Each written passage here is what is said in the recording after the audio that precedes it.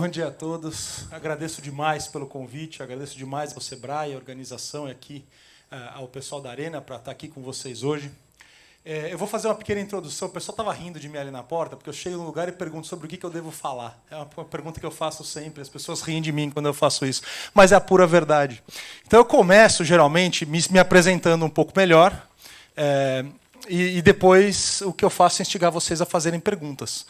E eu faço isso bastante bem, e aqueles que não fizerem perguntas, eu mentalmente condeno e falo que eu nunca mais vou ser seu amigo, então isso faz com que as pessoas façam bastante perguntas para mim no processo.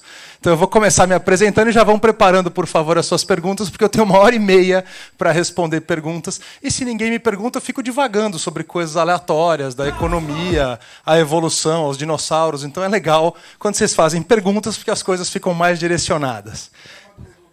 Vou reclamar do Obi-Wan, detestei a série do Obi-Wan, para quem não assistiu, mas isso é para uma outra história. Detestei. O Obi-Wan é meu melhor personagem de Star Wars, ele, na minha opinião, eles estragaram o personagem, então isso ficou para uma outra hora. Mas vamos lá, eu sou o Marco Poli, eu sou empreendedor, eu criei minha primeira startup saindo da faculdade, lá em, 2002, 2000. Me formei, sempre soube que eu queria empreender, abri a minha primeira startup, eu fazia hardware de certificação digital. Todo mundo hoje deve ter um ou já teve um para assinar o imposto de renda e mais nada. Naquela época a gente achou que ele ia fazer bem mais do que isso. Aconteceu que ele não fez e não funcionou muito bem a tecnologia, porque por N motivos. Depois disso, eu quase vendi, tá?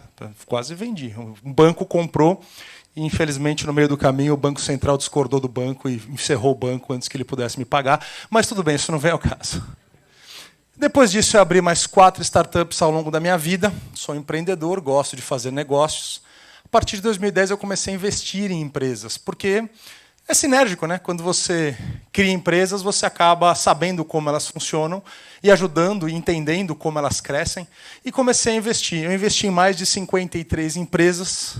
Eu tenho 3 unicórnios em portfólio, um deles que é sabido, que é a Brex, aquela empresa de cartão de crédito americana, que foi fundada pelos 2 brasileiros da Pagar.me. Tenho mais 2, uma delas que já é unicórnio, mas ainda não está assinada no papel brasileiro, e mais outra americana.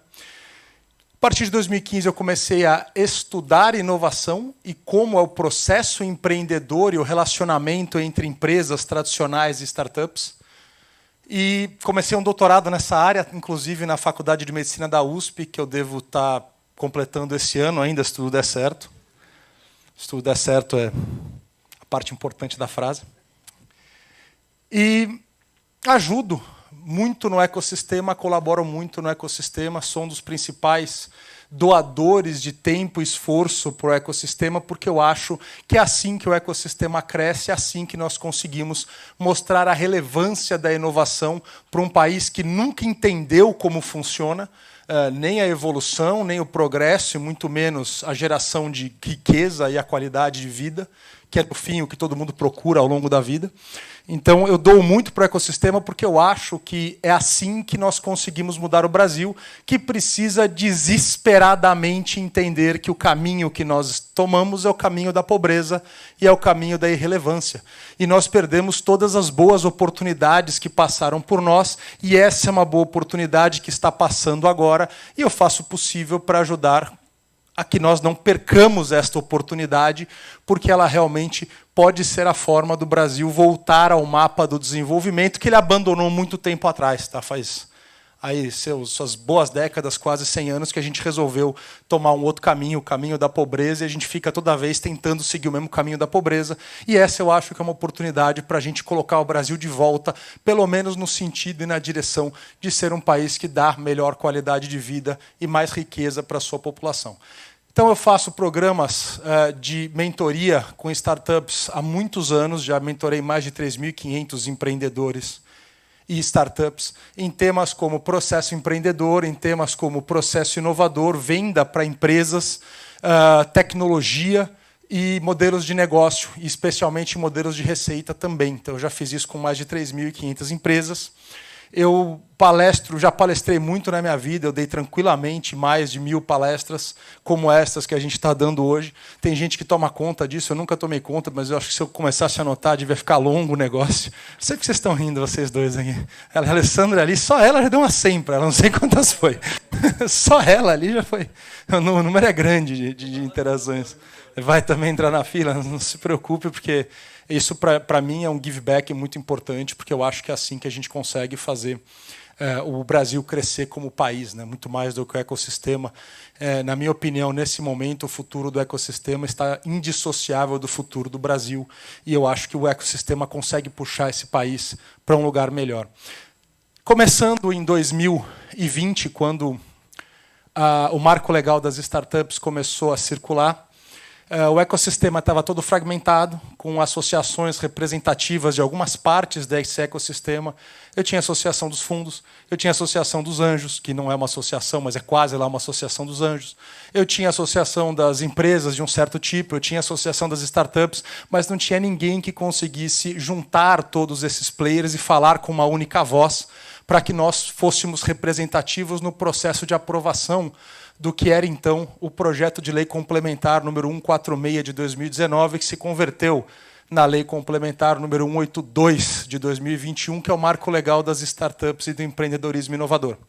Então, nesse momento, eu ajudei o ecossistema a se unir e nós criamos um grupo de pressão política para ajudar os legisladores e os decisores em nível de legislativo e executivo a entenderem como funciona o empreendedorismo inovador e quais são as deficiências que o Brasil tem em relação às empresas que tentam fazer empreendedorismo inovador. E com isso a gente teve um grande sucesso na aprovação do Marco Legal das Startups.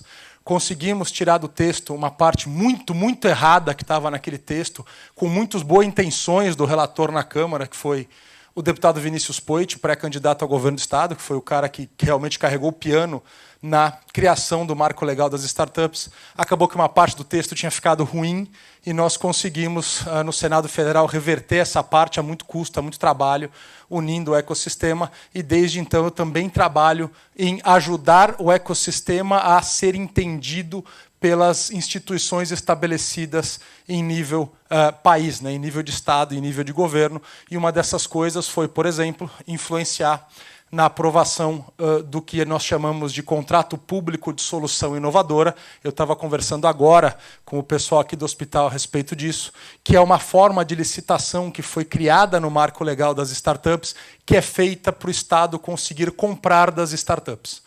Então, ela inverte a lógica da licitação tradicional, da compra tradicional pelo Estado, né, pelo município, pelo Estado, pela União, da compra de produtos e serviços, e ela inverte essa lógica e o Estado não precisa mais saber exatamente o que ele vai comprar, porque até então, toda vez que o Estado ia comprar alguma coisa, o funcionário público tinha que ser o cara que mais conhecia daquela coisa e ele precisava descrever o que ele ia comprar em 250 páginas, dizendo a cor do botão, em que lugar da página tinha que estar alguma coisa e exatamente como a coisa tinha que funcionar.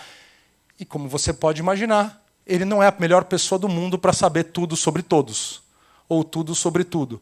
Então, com o CPSI, que foi uma vitória que a gente conseguiu no marco legal das startups, a gente inverte esse problema e nos aproximamos muito mais da forma da startup de fazer inovação, que é o gestor público descreve o problema que ele tem e não a solução que ele quer comprar. E as startups vão lá e entregam as suas propostas de solução para o problema que o gestor público identificou. Então, pela primeira vez, as startups conseguem competir de igual para igual e com vantagem sobre as empresas tradicionais, porque a função delas é encontrar soluções para problemas. Então, uma vez que o gestor público pode agora, ele tem a franquia de descrever o problema em vez de descrever a solução, fica muito mais fácil para os empreendedores olharem um problema e pensarem fora da caixa e apresentar uma solução muito melhor do que aquela que o gestor público tinha visto para aquele problema. Então, o CPSI veio aí para mudar o jogo. Como eu falei, aqui a estrutura do hospital está super pronta para fazer o lado de vamos treinar as startups a participarem dessas licitações e, do outro lado, vamos treinar os agentes públicos a fazer essas licitações, porque agora eles podem, a lei permite que eles façam. Então, essa foi uma das grandes vitórias que a gente conseguiu no marco legal das startups. Ela está descrita aí na Lei Complementar 182, artigos 12 a 15, e é uma modalidade licitatória que é muito nova.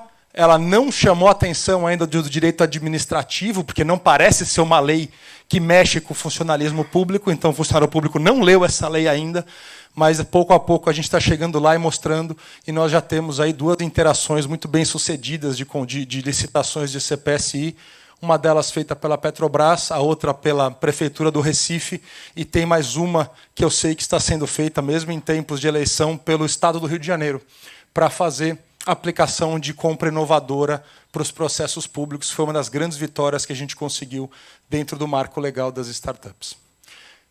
Quais perguntas vocês têm, meus caros? Muito obrigado, meu melhor amigo. Já ganhou mais um ponto. Na verdade, eu fiz questão de fazer a pergunta porque eu sou um fã e admiro muito o trabalho que você tem, o repertório é incrível. Então, como eu não quero ser riscado da sua lista, farei a pergunta. Na verdade, já tem um monte, mas eu vou começar aqui. Eu queria entender a sua percepção hoje nesse cenário das startups, tanto fora do Brasil quanto no Brasil, com essa questão. Eu sei que eu vou tocar em muitos temas, mas queria um resumo da sua percepção sobre o cenário das startups em relação a promessas, especulação, inovação e modismo. Vejo que muitas empresas que prometeram muito não entregaram. Agora, com a inflação, nós estamos vendo uma mudança da direção dos recursos, e eu queria entender aí sua visão desse cenário também para o Brasil. Desculpa, seu nome? Mota. Essa é uma pergunta muito relevante sobre qual é a atual situação das startups. Startups foram um mercado, e ainda são um mercado, que começou a chamar muito a atenção. Vocês lembram de como foi a bolha das empresas.com lá em 2000? Elas também eram novas naquela época, e elas eram talvez os avós das startups de hoje, né? Elas têm alguma correlação, mesmo que remota, com o universo das startups de hoje.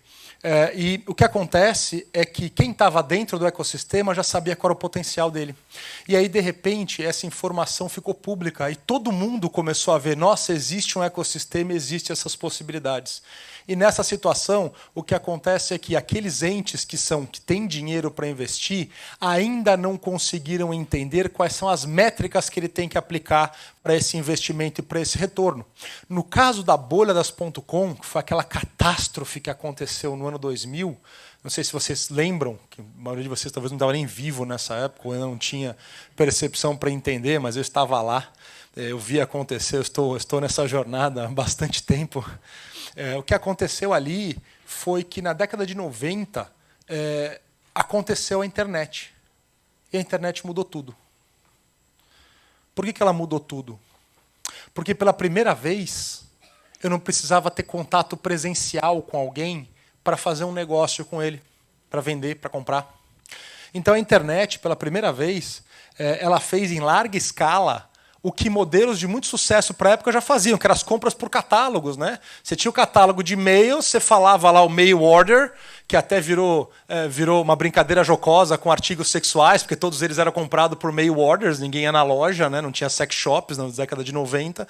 E aí você fazia o mail order e chegava na tua casa. Esse modelo fazia muito sucesso nos Estados Unidos. Então, quando chegou a internet, que era a digitalização de alguma coisa que eles sabiam que dava sucesso, que era uma pessoa longe do estabelecimento fazendo um consumo, fazendo uma compra, eles entraram de cabeça. Os investidores olharam e falaram, cara, aqui tem muito dinheiro, porque a internet estava saindo do ambiente universitário, do ambiente militar, que foi onde ela foi criada, e começou a chegar para as pessoas, para os negócios e para as empresas. Então a internet chegou. Você sabe o que não chegou? O meio de pagamento. Especialmente aonde estava a internet, que era nos Estados Unidos. Para quem não conhece como funcionava o sistema financeiro e bancário americano, até a década de 90, para você conseguir mandar qualquer quantia de dinheiro de uma pessoa para outra em estados diferentes, demorava dias. E geralmente acontecia com ordens que iam pelo correio, frequentemente com cheques. Porque até essa década, os bancos não podiam fazer negócio fora do seu estado. Então, cada um dos 50 estados americanos tinha o seu próprio sistema financeiro e sistema bancário, E esse banco não podia ter uma agência no estado do lado, a legislação não permitia. Você não tinha uma figura federal para os bancos e os estados optaram por proibir os bancos de outros estados para funcionarem nos seus estados. Então, a transação financeira era dificílima na década de 90 nos Estados Unidos, mesmo com o sistema de cartão de crédito, porque o cartão de crédito não tinha chegado na internet. As processadoras não sabiam como o meio de pagamento ia se portar no universo não presencial, em que eu não podia confrontar documentos. E lá nos Estados Unidos é diferente do Brasil quando eu processo o cartão de crédito. Lá não existe chargeback quando a compra é online. Então lá a compra online tinha a mesma força da compra presencial. E quem honraria com a fraude era a processadora do cartão. Então elas simplesmente não deixavam você usar isso no online e acabou. Porque eu vou ter que honrar com a fraude, mas eu não sei como funciona esse ambiente online. Então você não tinha pagamentos. Então as empresas cresciam sem conseguir vender e olhar os resultados. E elas chegavam no investidor e prometiam, cara, ó, eu cresci pra caramba, a hora que eu conseguir cobrar, você vai ver o que eu vou fazer. Eu vou fazer um estrago, eu só não consigo cobrar. A hora que eu tiver como cobrar, eu vou ficar trilionário. Você vai ver o que vai acontecer. Aí veio o PayPal. E aí as empresas podiam cobrar. E aí não deu aquele resultado que as pessoas prometiam. Então, quando chegou a metrificação real, que é a receita, essas empresas não davam a receita que eles tinham prometido, enquanto eles não davam receita. Eles não podiam dar receita porque não tinha como pagar. Aí alguém foi lá e criou a forma de pagar. Aí eles perceberam que as pessoas não pagavam pelo que eles vendiam, não pagavam por acesso, não pagavam por view. Não era assim que a banda ia tocar na internet. Então, tudo derreteu em 2000, quando eles perceberam que nenhuma dessas empresas ia conseguir dar o resultado. Mas a gente não lembra da dimensão que estava essa bolha.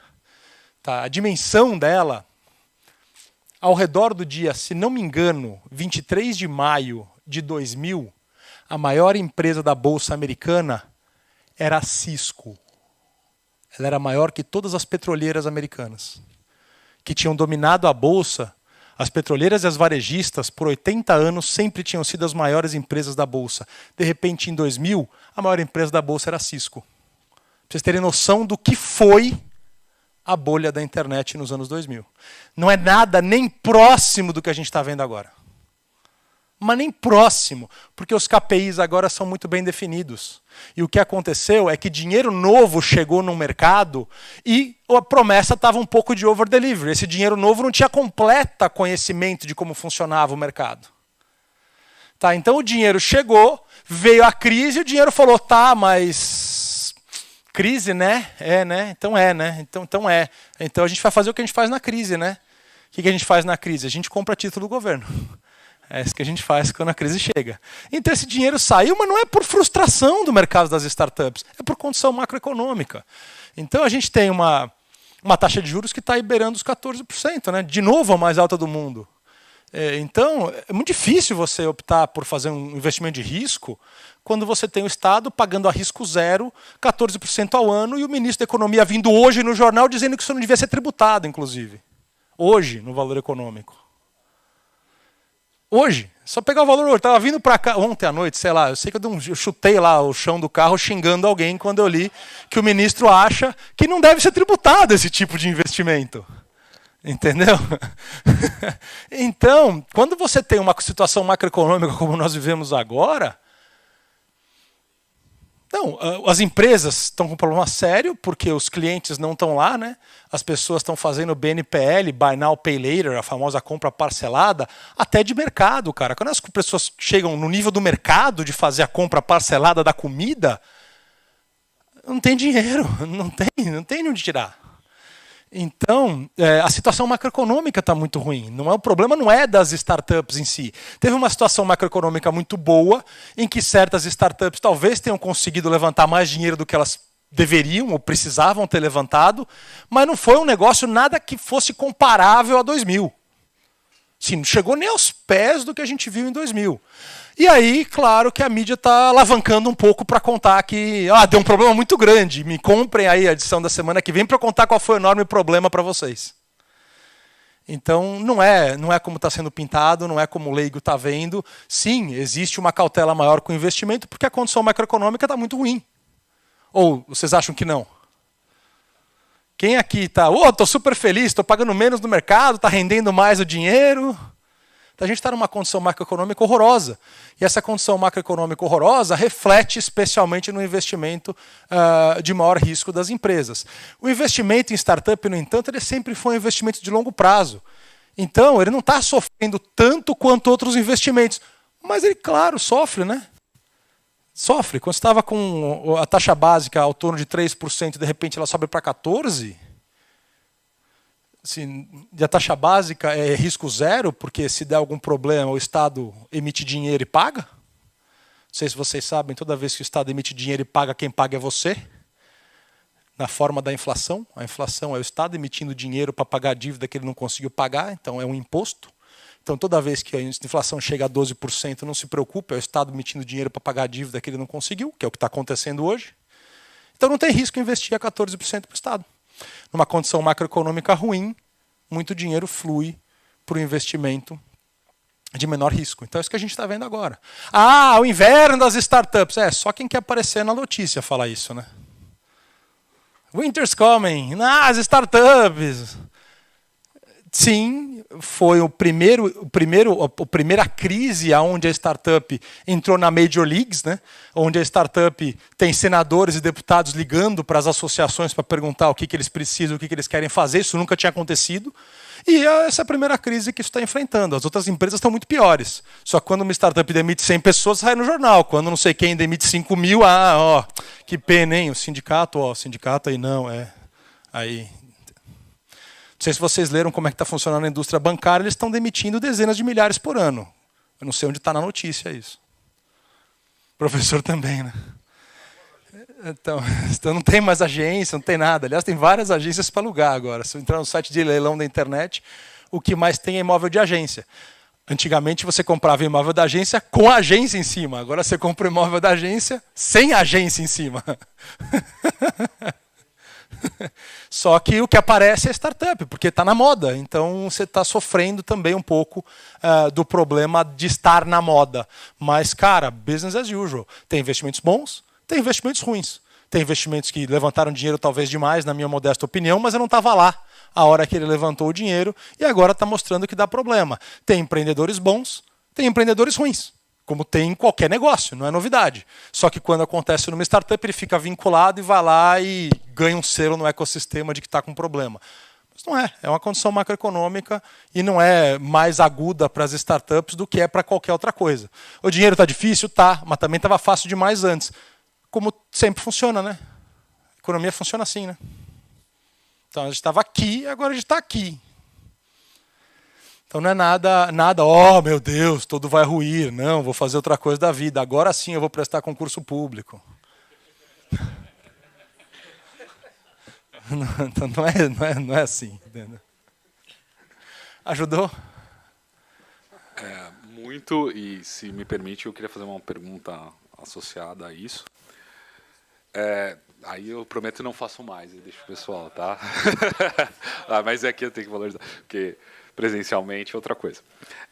Nós estamos estruturando, eu sou um colaborador estruturando o mercado odontológico na parte de inovação, eu sou entusiasta e a gente faço parte aí colaborando com Open Innovation Gnatos, e tentando estruturar esse ecossistema odontológico. Aqui eu sou quase um ET no ninho, mas eu queria entender, e a gente está nessa jornada, como você vê os Opens acontecendo e qual é o melhor caminho para a gente ter sucesso nessa empreitada num nicho, por exemplo, como que a gente está atuando. Assim, queria entender os cenários dos Opens, como você está vendo isso. A Open Innovation chegou, tá? Nós estamos num momento... Quando eu comecei a investir 10 anos, quando eu comecei a empreender, era tudo mato, né? Não tinha nem com quem conversar. Você comprava o livro americano e você tinha que admitir que o que ele falava era verdade, porque não tinha nem com quem perguntar. Não tinha para quem perguntar, não tinha amigo, não tinha onde procurar, a internet mal estava aí.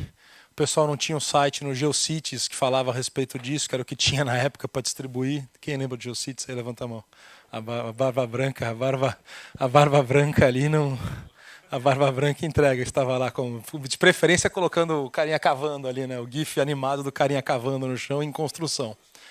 Sempre em construção, eternamente sendo atualizado. Então, quando a gente começou, não tinha nada. Não tinha ninguém para conversar, não tinha para quem ligar. O Sebrae estava preocupado com a cabeleireira, não estava preocupado com a startup, e é verdade, não estou brincando. Ele estava preocupado com a cabeleireira, não tinha MEI na época, né? Tem um micro que não tinha esse conceito de MEI, não era nem do Sebrae o MEI. Então, assim, não tinha ninguém.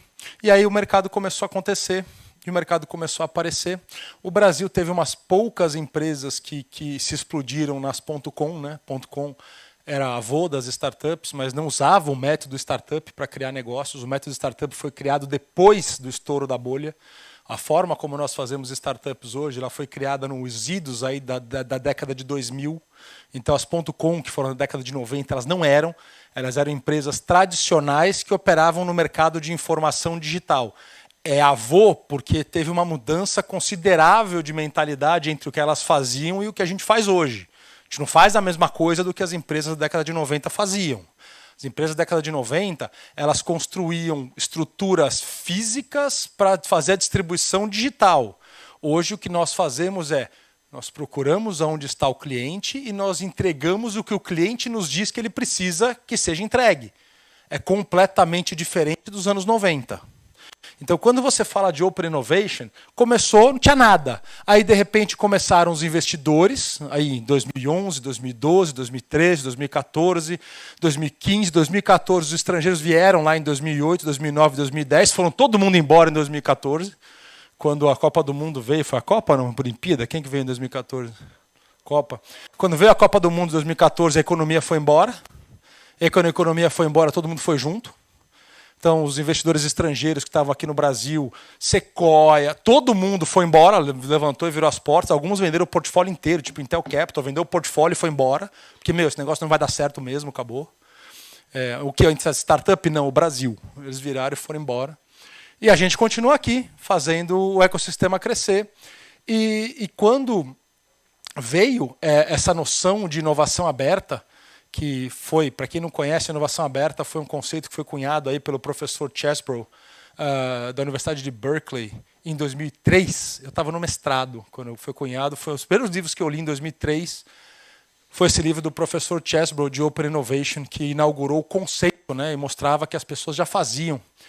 E o que aconteceu é que, recentemente, os fundos voltaram, como vocês bem podem ver. A maioria deles, o dinheiro local começou a investir nisso, os family offices, os high net worth individuals, as novas corretoras que distribuem para uma massa de investidores, esses caras começaram a entender que startup é um mercado. A CVM, que tem regras super antigas, começou a se atualizar e fez a CVM 588, e agora revisou a CVM 588 para permitir microbolsas de valores para startups. Então, as startups que fizeram ofertas públicas na CVM 588, que é o que aquelas plataformas de equity crowdfunding fazem, sabe? As plataformas de equity crowdfunding. Então, tem várias aí pelo Brasil. Agora, algumas delas já podem fazer secundárias, quer dizer que eu posso atuar como uma bolsa de valores para startups. Então, está começando a chegar, inclusive, na regulação. Onde chegou também? Nas empresas, que entenderam a inovação aberta e que entenderam que inovar usando startups e não só a sua capacidade, o seu conteúdo interno, tinha excelentes vantagens. Dentre outras, porque startup não tem que se preocupar com a marca. Que marca? Quando eu tenho uma empresa tradicional, ela às vezes tem 50, 60, 100 anos de marca para defender, entre aspas. Então ela tem muito mais lentidão e ela tem muito mais aversão a risco para não colocar esta marca que ela fomentou, que ela nutriu por tantas décadas em risco. Então ela tem decisões que costumam demorar muito, ser muito lentas e serem muito avessas a risco. E de repente ela se colocou na mesma sala com uma startup que não está nem aí para a sua marca, porque ela não tem nenhuma. Ela vai ter que cunhar essa marca nessa reunião que ele está fazendo com você pela primeira vez. Então, quando você tem um negócio que é extremamente tradicional, que está sujeito a regulações pesadíssimas. O Brasil é o mestre do mundo em regulação. Você está sujeito a compliance, você está sujeito a minoritários, você está sujeito a acordos de listagem na bolsa, você está sujeito a CVM. E aí, de repente, do outro lado, você tem alguém que está minimamente sujeito à lei penal. Se o cara não vai preso, ele faz.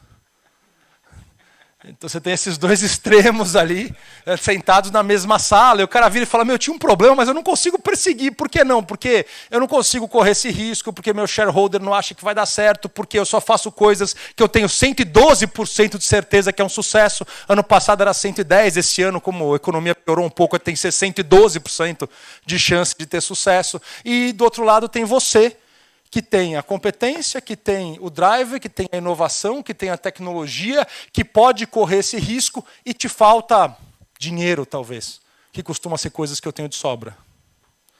Ou te falta canal de distribuição, ou te falta networking. Então, o mundo da inovação aberta chegou, vai fazer 3 anos agora, que as empresas entenderam e elas começaram maciçamente a se aproximar das startups, porque faz todo sentido inovar com uma startup. A empresa que inova se mantém relevante. Aquela que não inova, ela caminha com velocidades diferentes para irrelevância. E aí, de repente, ela descobriu um jeito de inovar que é mais rápido, mais assertivo e que o risco dela é reduzido. E ela faz isso através de uma startup. E esse mercado cresceu muito e as empresas entenderam. E faz 2 anos que elas estão estruturando N formas de interação com startups. Elas estruturam fundos de investimento, elas estruturam espaços de aceleração, elas estruturam programas de aceleração, elas estruturam programas de parceria, elas estruturam programas de compra de alguma forma privilegiada quando elas são startups do outro lado. E isso faz todo sentido para elas e para as startups. Então, inovar num sistema de colaboração em Open Innovation entre uma empresa tradicional e uma startup é um ganha-ganha para as duas partes. É o risco mínimo para a startup. E no caso da empresa tradicional, também é o risco mínimo e geralmente é o caminho de menor custo e maior assertividade para você fazer certos tipos de inovação. Não são todas que funcionam dessa forma. Mas alguns tipos, e os tipos que funcionam, geralmente as startups fazem melhor do que a empresa tradicional faria. Eu não consigo discorrer mais delongadamente quais são os tipos que funcionam e não funcionam, porque eu literalmente tenho um curso que fala disso. E ele tem, 60 horas para explicar como isso funciona. Que é o curso de inovação para conselheiros de administração, que foca em trazer pessoas que querem entrar em conselhos de startup ou conselheiros de empresas tradicionais que se interessam pelo tema de inovação. Então, a verdade é que esse mercado é agora. As empresas tradicionais estão comprando feito loucas as startups que elas viram que deram certo. E esse deve ser o objetivo de 9 em cada 10 startups que são criadas, é ser vendida para o seu parceiro.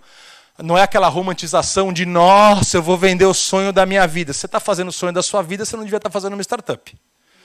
Você devia estar fazendo uma fundação, uma associação, alguma coisa. Se você está fazendo uma startup, não pode ser o sonho da tua vida. Tem que ser um processo empreendedor e seu objetivo tem que ser melhorar o mundo. E você vai fazer isso vendendo isso para uma empresa tradicional, uma vez que ela deu certo, a empresa tradicional quis comprar para integrar a sua tecnologia, a sua equipe. O mercado de M&A de startups está aquecidíssimo, especialmente porque o mercado de tecnologia está seco, você não consegue contratar um desenvolvedor. Olha os dev aí, né? Você não consegue contratar um desenvolvedor e ainda veio a Turing para levar os desenvolvedores para os Estados Unidos agora. Quem aqui é desenvolvedor? Quantas vezes você já foi impactado por um ad da Turing no YouTube? Hoje. Quem é desenvolvedor sabe. Você sabe o que é Turing? Só quem é desenvolvedor sabe. Por quê? Porque os caras olham o desenvolvedor e falam, nossa, eu desenvolvedora aqui, sorridente ainda. O cara vai lá e bum, mostra o ad para ela. E o que é esse ad? Esse ad é assim, venha trabalhar para uma empresa americana, online, em dólar, sem sair da sua casa. Não, desenvolvedor agora é tudo milionário, né? Então, você tem lá as empresas americanas que estão competindo cabeça a cabeça com as nossas empresas aqui no Brasil. E o dólar a 5,5 é o paraíso para você contratar desenvolvedor por 4 vezes ou 5 vezes o que ele ganharia no Brasil. Então as empresas tradicionais estão olhando para as startups, que são muito mais atraentes para esses desenvolvedores do que elas. olho e falo, gente, eu quero te comprar, eu gosto da tua tecnologia, mas eu também gosto do seu desenvolvedor, você tem que fazer um pacote para mim. E isso está vindo a todo vapor. Se você olhar aí, teve mais de 40 compras do ano passado de startups, a maioria delas por causa de uma combinação de tecnologia e desenvolvedor. A Sinqia, por exemplo, comprou 12, se não me engano. A Dimensa, que é uma joint venture entre TOTVS e B3, comprou mais 10. Só essas duas já compraram mais de 20. Aí veio o Magalu e não sabe nem brincar. Vocês já viram o que o Magalu comprou? O Magalu não sabe brincar, cara. Vocês já viram a quantidade de empresa que eles compraram? Então, assim, o que esses caras estão fazendo? É loucura? Não. Eles estão vendo que os empreendedores conseguem se organizar mais e entregar mais resultado quando eles criam uma startup para fazer inovação. Não é toda inovação que funciona dessa forma, mas muitas inovações funcionam nessa configuração. Então, essa é a hora de você fazer essa configuração. Hoje, o mercado está ainda do lado das empresas tradicionais, porque poucas delas perceberam. Então, os contratos são pesados, os valuations são baixos, os termos são termos fortes contra a startup, mas esse mercado ainda está se estabilizando. E a hora que estiver estável, esse mercado vai ser o mercado de inovação conjunta que eu acho que vai dominar pela próxima década no Brasil. Então, acho que tem tudo a ver com o que você está fazendo. Ô Marcos, aqui, ó. Depois tem algumas perguntas no fundo e uma pergunta aqui na frente, se eu puder. Pode falar. Eu cortei a fila aí, Imagina. desculpa. Deixa eu falar um pouquinho de gente, né? Você pegou aí nessa tua última parte de conversa, você falou da formação do conselheiro, que é atuar ou ali na startup ou, de repente, na própria empresa. Isso cria para o ecossistema aí uma nova possibilidade de carreira? Putz, eu não quero ser empreendedor, não quero ser eu o founder da startup, mas eu quero trabalhar com isso. Eu tenho uma vivência no ecossistema, eu quero entrar em alguma ponte de conectar esses lados e trabalhar. Como que você está vendo isso mais em cima? Está precisando dessas pessoas? Essas pessoas estão se formando? Essas empresas estão preparadas para receber essa nova visão de Open Innovation, startup, a velocidade mais acelerada e tal? Como que você está vendo isso por aí? Esse mercado está super aquecido. Empresas tradicionais estão em busca pesada desse tipo de profissional. Para quem não sabe, aí, os profissionais, os analistas de inovação, eles estão no mesmo preço dos desenvolvedores. Para quem não segue esse mercado, o preço que você paga no desenvolvedor, você está pagando igual no analista de inovação. Então, ele está bem complicado contratar, mesmo porque não tem curso de analista de inovação, né? Vocês já viram alguém que faz um curso de vamos formar o cara em QI inovação? Você vai aprender a fazer gestão, você vai aprender a fazer estratégia, você vai aprender a fazer marketing, você vai aprender a fazer budget para inovação, você vai aprender a fazer KPI para inovação, né? Medição de inovação. Então, hoje é da alma, né? Porque hoje não tem formação, hoje não tem treinamento. Hoje você não consegue tirar um profissional que tem um bacharelado em inovação. O máximo que você tem é uma matériazinha de inovação jogada num curso de administração de 4 anos. Então, esse profissional ele não existe na formação tradicional. É muito difícil de encontrar. E é por isso que o próprio conceito de inovação ele não é conhecido, né? As pessoas não sabem o que é. O que é inovação? Vocês sabem? Tem 4 definições formais, tá? Elas brigam entre elas. Tem uma definição da OCDE, tem uma definição que foi a primeira que não. Quando vocês acham que foi inaugurado, o cara que chegou e falou, cara, isso é inovação? Quando vocês acham que foi? Onde você acha que foi? O primeiro cara que escreveu, inovação é isso aqui, ó. Foi lá, Leonardo, no Renascimento, quando a gente saiu da Idade das Trevas. Então, nossa, vamos inovar, porque a gente não podia inovar antes. Então, inovação é isso aqui. Vocês sabem? Gente, o conceito de inovação é da década de 50. Ele foi criado por Schumpeter, aquele filósofo, sabe Schumpeter? Aquele filósofo. E o livro onde ele foi escrito foi meio bizarro, cara, porque ele escreveu inovação para explicar por que o comunismo não funciona. Só por isso ele escreveu o que é inovação. Era um livro chamado, sei lá, Comunismo, livro de economia, Capitalismo, Comunismo e Democracia. É o nome da obra que ele escreveu, que é a primeira menção formal e descritiva de algum conceito de inovação. E é legal, ele conceituou, ele explicou que no comunismo não tinha, mas a conclusão dele foi errada. Foi que o comunismo ia dominar o mundo e não ia ter inovação nenhuma. Então, assim, ele terminou ali, escorregou na curva, mas ele explicou até a página, até o meio do livro foi legal. Depois ele deu uma gringolada ali no livro. Mas, assim, é uma obra interessante para quem estuda inovação, porque ele teve diversos textos a respeito de inovação depois disso, que foram bem interessantes de serem lidos. Mas é um conceito que... O que é inovação? Ninguém nem sabe definir, né? Fala aí uma frase o que é inovação. Eu posso. Você pode? Opa, acho que posso chutar. Chuta aí o que é inovação.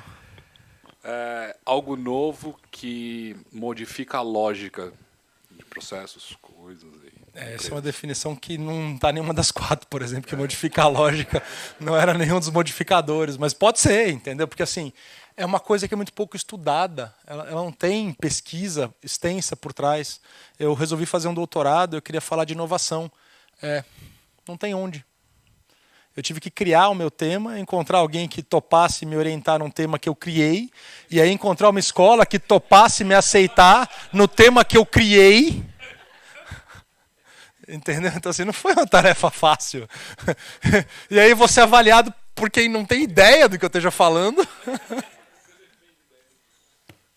Então, assim, legal, fui aceito. Agradeço muito à Faculdade de Medicina da USP por ter aceitado o tema que eu propus para eles. Eu sou engenheiro de formação, não sei se vocês sabem, né? A engenharia em si eu não consegui, que os caras topassem aceitar meu tema. Então, assim, é um negócio que não é estudado. Não tem. Tá vendo? É uma outra definição. Mas tem... Você vai para a tese, eu vou colocar lá na tese. Então. Gente, é muito engraçado, mas quando você para estudar um pouco de inovação, vou aí contar um pouco dos primórdios, mas depois passar para perguntas mais práticas, porque filosofia é legal, mas não enche o prato. A inovação fez o que fez o ser humano ficar inteligente. Não sei se vocês já pararam para pensar. A inteligência do ser humano, ela veio quando os primatas apareceram. Qual era a grande evolução dos primatas sobre todos os outros animais? Não, primata não faz agricultura. Os primatas não humanos, né? Porque tecnicamente o humano é um primata. Ferramentas! O primata aconteceu uma coisa extraordinária. Ele criou mãos hábeis. A mão do primata ela é hábil. E aí teve um negócio que ninguém... Aliás, tem um negócio que quase ninguém mais tem. O urso panda também tem, eu vou explicar daqui a pouco. Que é o polegar opositor. Quando o polegar ficou opositor, eu consegui usar isso aqui para mudar o meu ambiente, mudar as coisas ao meu redor, isso mudou tudo. Um cachorro não consegue mudar o ambiente dele. Ele é extremamente inteligente, mas ele é incapaz de mudar o ambiente dele. Nenhum outro tipo, nenhuma outra classe, nenhuma outra família de animais é capaz de mudar o seu próprio ambiente. Então, quando o primata ficou em 2 patas e as da frente viraram coisas que ele podia usar para manipular o ambiente dele, isso causou uma coisa que nunca tinha existido antes na natureza. O uso das ferramentas. E aí, quanto melhor a tua ferramenta, maior a sua vantagem evolutiva. Então, quanto melhor você conseguisse criar ferramentas, e você precisava inovar para criar novas ferramentas, maior a tua adaptabilidade ao meio. E aí, a tua inteligência veio para você conseguir criar ferramentas melhores. Porque aquele cara que, por acaso, era mais inteligente que o outro, ele, na verdade, conseguia criar ferramentas melhores, então ele persistia em relação ao outro que era menos inteligente do que ele. E aí as pessoas mais inteligentes foram ganhando até que assim ciência aconteceu e nasceu o Homo sapiens. Mas foi a necessidade de inovar que criou a inteligência em primeiro lugar. Então isso tem uma decorrência muito legal, né? Todos somos inovadores. Porque é isso que nos fez inteligente. A inteligência veio para nós podermos criar ferramentas melhores com essas mãos que nós conseguíamos usar para manipular. Ficar em pé trouxe uma série de problemas, e os médicos aqui presentes sabem disso. Nossos filhos nascem antes da hora, porque senão eles não nasceriam, porque senão eles morreriam no útero sem conseguir passar pelo canal. Eles nascem muito, muito mais verdes do que qualquer outro animal. Não era para ele nascer em 9 meses, era para ele nascer em 2 anos. O bicho se mata sozinho até os 5 anos de idade. Que outro animal faz isso? Então nos trouxe uma série de problemas. A coluna que dá problema, a dor nas costas, o não sei o quê, o joelho que ferra. E tudo isso vale a pena. Porque nós conseguimos manipular coisas. E para poder manipular coisas melhores, nós ficamos inteligentes. E a inteligência veio porque nós precisávamos inovar. Aquele que inovasse melhor ganhava daquele que inovasse pior. Sabiam dessa? E ainda assim a gente não tem ideia do que é inovação. Você queria fazer uma pergunta aí no fundo? Desculpe. Sim. Peraí, deixa eu ligar aqui. Tudo bom? A minha pergunta acabou sendo superada, porque seria sobre o Open Innovation também. Entendi. Então, deixa eu dar como um depoimento agora, porque Claro. em 2000, dois depoimentos. Eu trabalhava na Whirlpool, eu trabalhava nos Estados Unidos, e eu via a bolha ao vivo e a cores, porque eu brinco que eu era o único que eu conhecia que não tinha investido em .com na época. Eu ficava com aquela sensação de que eu estava perdendo o bonde, depois fiquei muito aliviado. Mas a questão é, a própria Whirlpool, na época, ela sentiu, talvez ela tenha chegado um pouco antes assim da hora, porque ela sentiu, estou ficando com um produto velho, um produto comoditizado, então... O que eles fizeram? Uma grande empresa. Contrataram o Gary Hamel, seminário para todo mundo, e criou os grupos de inovação. Só que o que acontecia? Eles queriam pôr naqueles negócios novos as mesmas métricas dos negócios tradicionais. Então, tem que ter taxa interna de retorno de 20%. E, assim, eu sou advogado no departamento jurídico, eu atendi essa área de novos negócios e inovação. O que eu vi de piloto legal ser morto ali, porque o pessoal não conseguia desgrudar. E a minha pergunta era de se tinha mudado essa mentalidade na grande empresa, que você, de certa maneira, já respondeu para o Mota ali. Um dos grandes problemas com a inovação é como fazer para medir a inovação. Extremamente comum que as empresas que estejam começando os seus processos de inovação, especialmente os processos de inovação aberta, escolham as métricas erradas, os indicadores errados para medir aquele esforço que ela teve. Ou o indicador no período errado, ou o indicador simplesmente errado, porque ela está acostumada a medir uma coisa e quando ela tenta medir o resultado daquela coisa, ela não consegue ver o big picture e ela mede uma coisa que deu um resultado ruim. Então, eu vou dar um exemplo para vocês. Típico, tá? Muitas empresas que entendem a necessidade de inovar e elas entendem que, legal, tenho que fazer alguma coisa e vamos tentar fazer alguma coisa de inovação aberta, frequentemente a primeira coisa que elas fazem é um hackathon. Não é? Empreendedores, quantos de vocês já viram um hackathon, já participaram de hackathon? É uma das coisas mais legais que tem para participar. É super divertido, a gente adora, empreendedor adora participar de hackathon. E aí, qual é o objetivo do hackathon? Criar um modelo de negócios, resolver um problema, sair de lá com uma equipe, sair de lá com um produto. Esse é o objetivo? De forma especialmente sem pagar nada. Especialmente com trabalho escravo, é isso? Não. A troco de pizza, cerveja e noites mal dormidas. 2 noites mal dormidas, é isso? É assim que funciona, não é pior caprichar. A gente gosta, a gente vai mesmo assim, é muito legal. Porque o ambiente é legal, o clima é legal. Você conhece as pessoas que querem inovar dentro daquela empresa. Porque, cara, nenhum funcionário pode ser obrigado a passar por isso. Então o cara que está lá, ele quer estar lá. Ele quer participar, ele quer ser parte daquilo. Sem falar os contratos de cessão de propriedade intelectual. Que vem junto nos... esse não pode. Então esse é o problema, esse não pode e as pessoas ainda não entenderam. Mas daí, gente, sai o hackathon e aí você passou geralmente é uma sexta-noite, o sábado o dia inteiro, domingo o dia inteiro e as respectivas noites. E aí todo mundo sai pilhado, sai super amigo, você encontrou todos os caras que querem inovar na empresa. E aí a tua métrica que você postulou quando você pagou um hackathon era número de projetos que saíram dali. Quantos projetos você acha que saem de um negócio feito no final de semana por pessoas que não se conhecem? Nenhum, nunca! Não seja burro, não tem a menor chance de sair um projeto funcionando num hackathon. Mas daí você mede número de projetos funcionando. Qual que é o resultado? 0. O hackathon foi um fracasso. E aquele monte de funcionário louco para inovar, pilhado que estava lá, aquele monte de empreendedor louco para falar com você. Não, gente, deu tudo errado. Mas, cara, o RH estava lá. Por que o RH não olhou quem eram os funcionários super interessados? Por que você não criou um departamento de inovação ao redor deles? Porque eu não sabia que era para isso que servia um hackathon. Eu achei que era para fazer projeto novo. Mas não era, gente. Era para fazer marketing. Era para fazer RH. Era para encontrar os recursos. Era para saber quem na sua empresa estava querendo inovar o suficiente para passar 2 noites com um bando de desconhecido à base de cerveja, pizza e refrigerante. E aí você fala, foi um fracasso, porque eu medi a variável errada. Isso acontece em 9 em cada 10 iniciativas de inovação aberta. Por isso que eles pessoal sempre mede a variável errada e fala que foi um fracasso. Ô, Paulo, e no de governo também você acha que é parecido? Porque você vê agora iniciativas também tipo governamentais que chamam instituições para fazer. E aqui de governo sempre acho que tudo é pior, né? O que você faz? Não fala assim. Não fala assim. Então, assim, você acha que... Eu vejo muitas secretarias de desenvolvimento econômico querendo mostrar, tal, e assim, você tem as barreiras, né?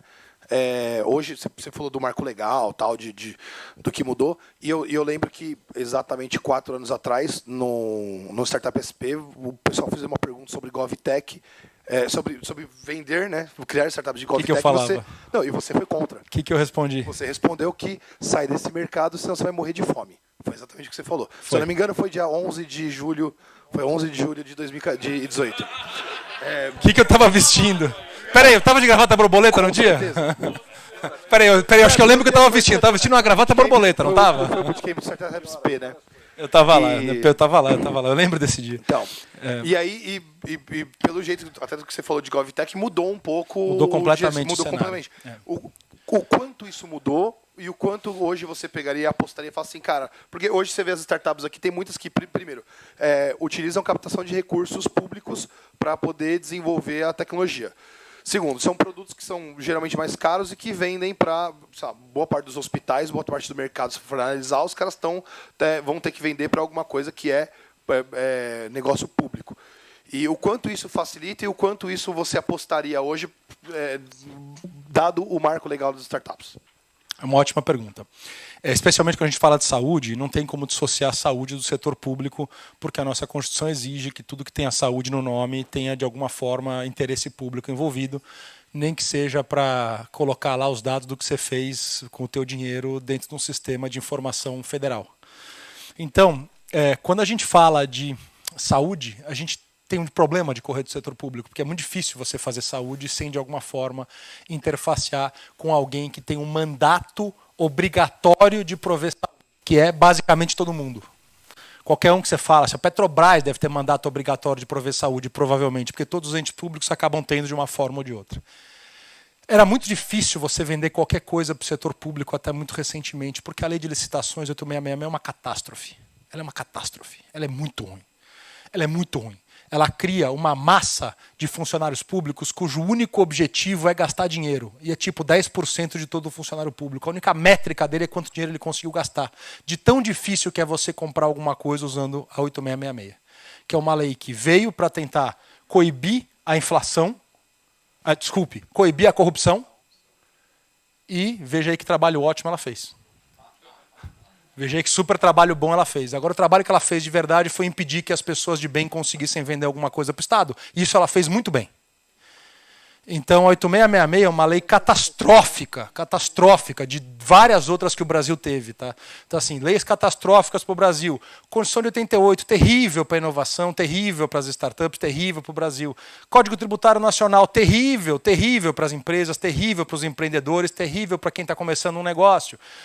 CLT, não preciso nem andar até a página 2 para explicar para vocês que o nosso atraso, metade dele é da CLT, outra metade é de N outros fatores, mas metade do nosso atraso vem da consolidação das leis trabalhistas. E aí a gente teve a 8666, que impediu o Estado de fazer qualquer tipo de compra racional.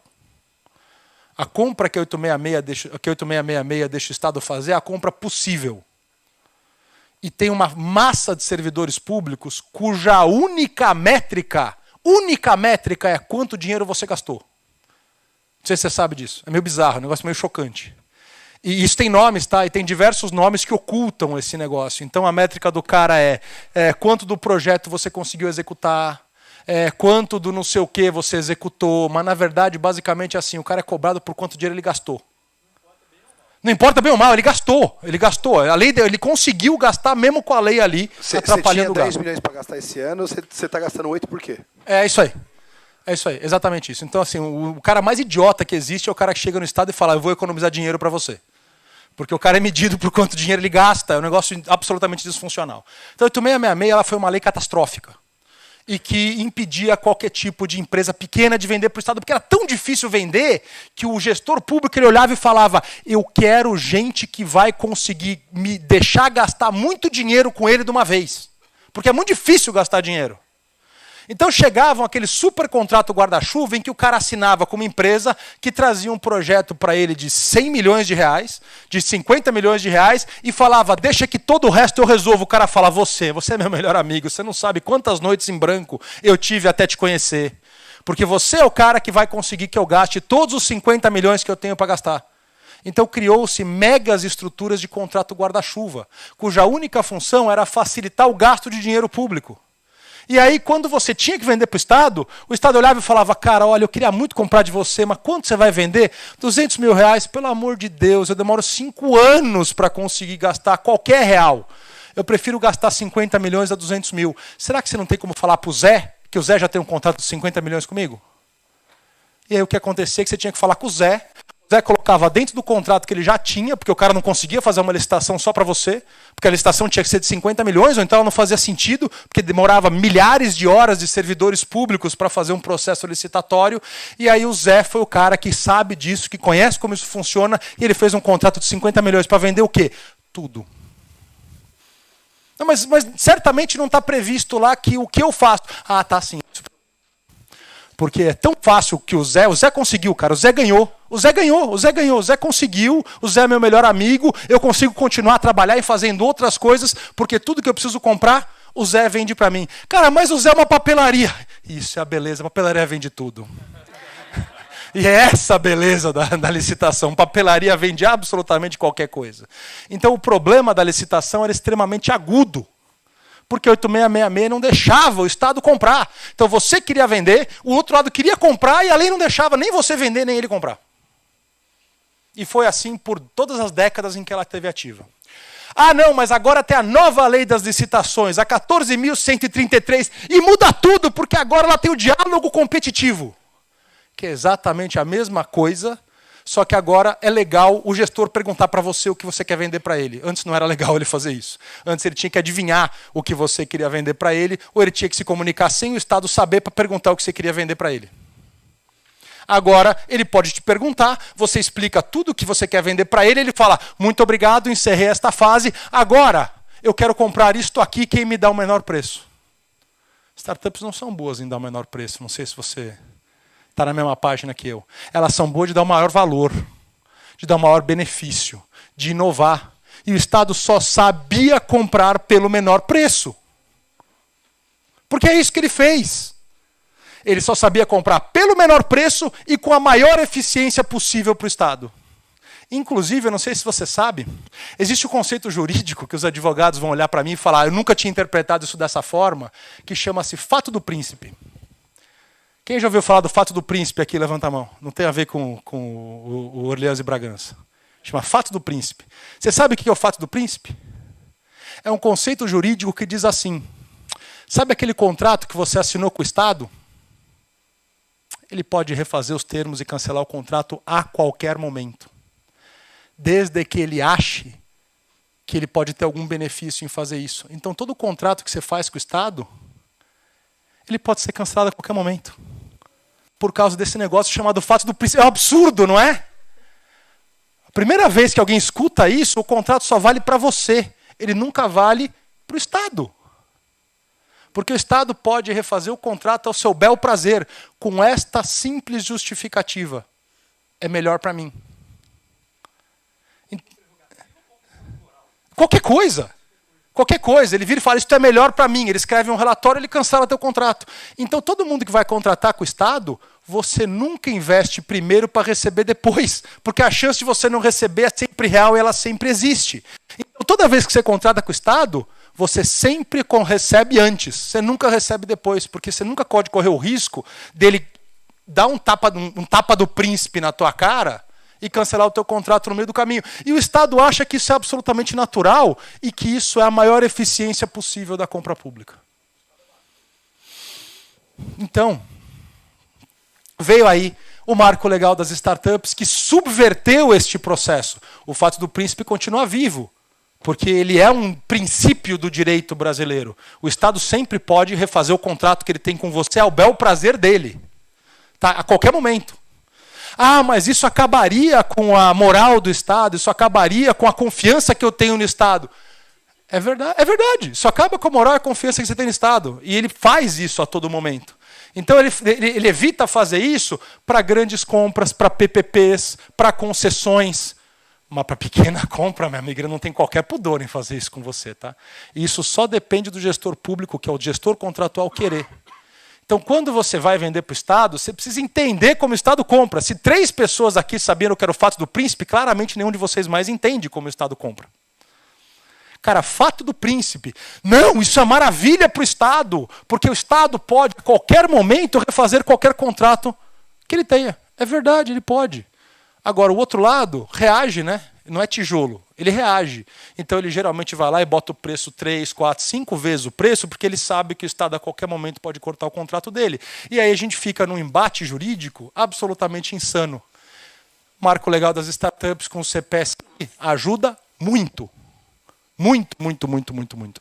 Então, para quem não sabe, no marco legal das startups, nós conseguimos colocar a figura do contrato público de solução inovadora, que é um tipo de licitação que é específico para comprar inovação.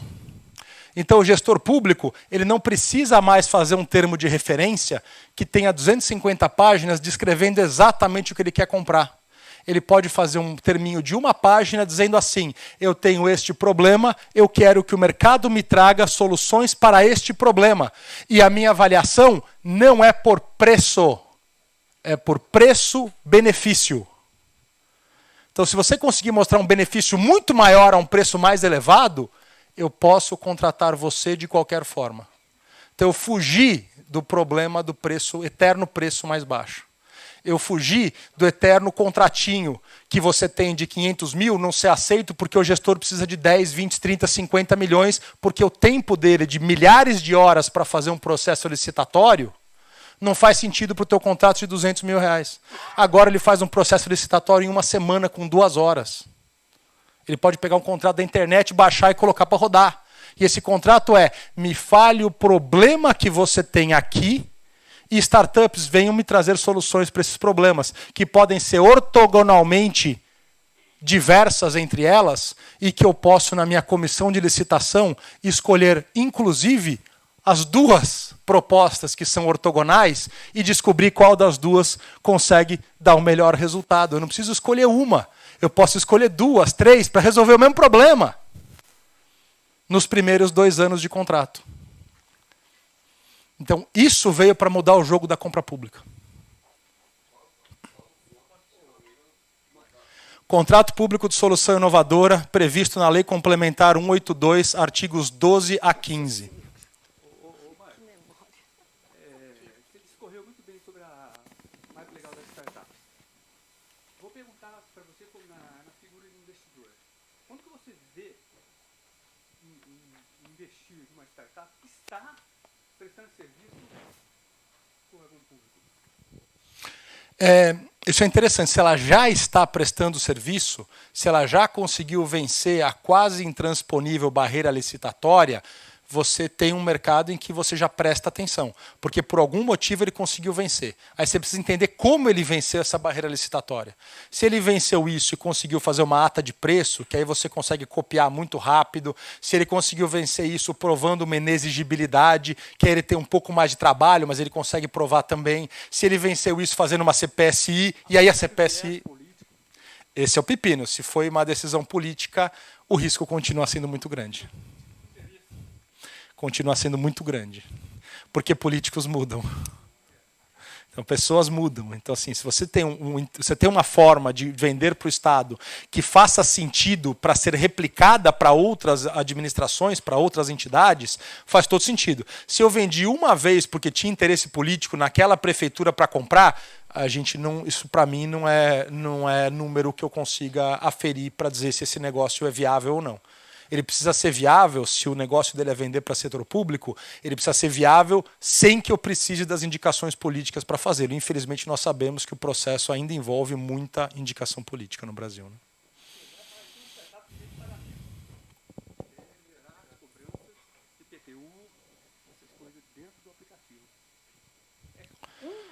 Se você consegue mostrar que você vende para 3, 4, 5 prefeituras e que você tem o potencial de gerar tanto valor para a prefeitura que ela compra de você sem que você precise ser amigo de algum político, algum apadrinhado que vai te fazer algum tipo de comunicação diferente, que infelizmente existe, né? Aí não tem problema nenhum. O problema é se você conseguiu vender para uma única prefeitura e por acaso você era amigo de infância do secretário, então ele te recebeu na sala dele para fazer a compra.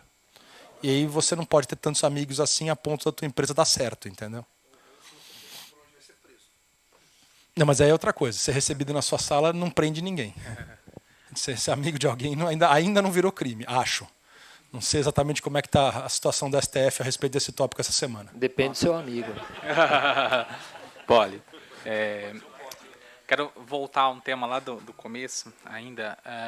Agora, nesse momento de instabilidade, as startups que receberam investimento, os projetos que receberam investimento, eles têm que lidar com uma governança, né?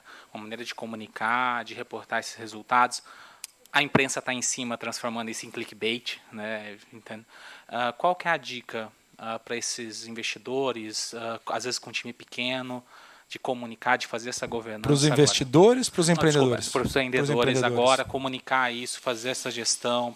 Cara, a comunicação dos empreendedores, ela tem que ser o mais assertiva, rápido e ela tem que ser feita de forma a não atrapalhar o dia a dia dos negócios.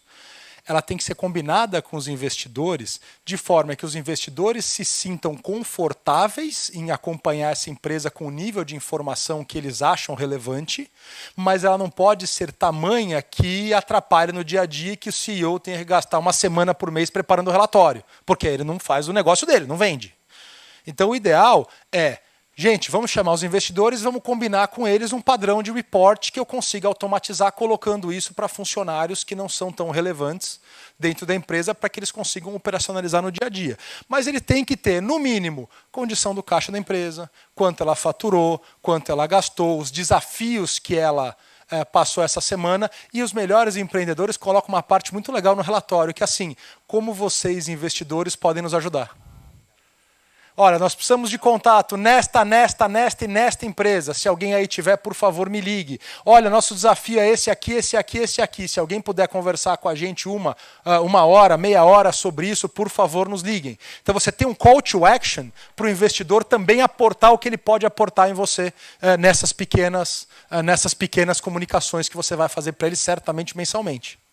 Então é muito legal quando o investidor lê e fala, aconteceu isso com uma empresa investida minha outro dia, os caras estão valendo já 200 milhões de reais, e veio, olha, eu queria entrada nessa empresa aqui. Eu falei, porra, eu conheço o fundador dessa empresa aqui, deixa eu ligar pro cara. Entendeu? Deixa que eu vou contactar vocês dois. E o cara falou, legal, vamos conversar. Aí foi lá, falamos uma meia hora, eu fechei contato pro cara, e ele foi lá e colocou no pipe de venda dele para tentar fazer a venda pro cara. Então, é uma coisa que o investidor gosta bastante também. Olha, os caras eles entendem nosso valor, eles sabem que nós somos smart money, eles respeitam a informação que nós precisamos. Pior coisa que pode existir é um empreendedor que, de repente, resolve que o investidor não vale mais para ele o quanto o investidor pagou. O contrato de investimento ele é extremamente desigual. Para quem é estudante do direito aqui, para quem sabe de direito, o grande problema do contrato de investimento é que o descasamento temporal nele é imenso. Imenso. O investidor, ele adimple toda a parte dele no momento, enquanto o empreendedor tem 10 anos para fazer a parte dele. É muito fácil o empreendedor esquecer o quão importante ele foi 5 anos atrás, 6 anos atrás. E aí ele começa a desvalorizar a presença atual do investidor, porque na nova realidade dele, aqueles montantes que foram investidos pareceriam ridículos. Ele não lembra como foram importantes 5 anos atrás. E quem tem que lembrar ele disso é o contrato.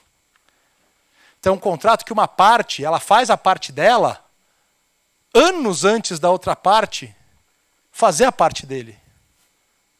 Então, esses casamentos temporários é terrível para o investidor. Quantas vezes eu já não tive contrato com um empreendedor que 6 anos depois o cara estava tentando encontrar todas as formas do mundo de invalidar meu contrato. Ah, por quê? Ah, porque você imagina, você só investiu 100 mil reais na minha empresa. Eu falei, investi 100 mil reais quando você valia 1,5 milhão. Agora que você vale 150, você não pode me tratar da forma que você está tratando. E é muito comum, cara, é muito comum o empreendedor esquecer que 5 anos atrás a situação dele era outra. Ele começa a avaliar o contrato de 5 anos na situação dele agora. Ele quer aditar, ele quer diminuir participação, ele quer brigar com você, ele te xinga em público. Porque 5 anos atrás fazia sentido, agora que não faz. Mas ele mente, ele chora, ele fala mal de você para o restante do ecossistema. Vocês conhecem empreendedores que conseguiram fazer isso. O cara conseguiu sair de um contrato de aceleração com uma aceleradora, chorando e mentindo que a aceleradora, que a empresa dela tinha dado errado, era uma empreendedora, que a empresa dela tinha dado errado, que tudo ia quebrar. A aceleradora foi lá, pegou 50 mil reais de volta que ela tinha investido. Semana seguinte, round de 25 milhões de reais.